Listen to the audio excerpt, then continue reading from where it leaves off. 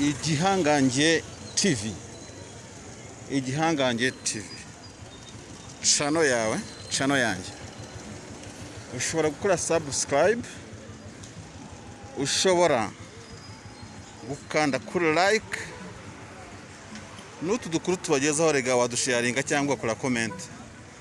Iyi ni channel ishobora kuzaba iri mu macano akomeye cyane nkuko tubyizera mu minsi iri imbere, kandi tukaba dukomeza gushishikariza benshi kutarambirwa n'uburyo bw'imyiteguro turimo buzafasha benshi kumenya amakuru ahanini ashingiye ku busesenguzi bwa politiki, imyidagaduro ndetse n'izindi desk zitandukanye uko Nyagasani Imana azadushoboza.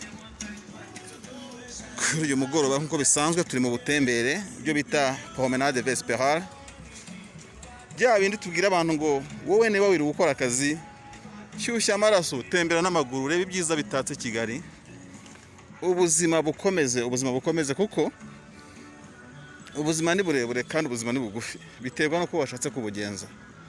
Bishatse kuvuga ngo ya masaha nge nshobora gupfusha ubusa cyangwa ndakapfusha ubusa, ese uyarambuyemo imitsi ukagororoka byagutwara iki?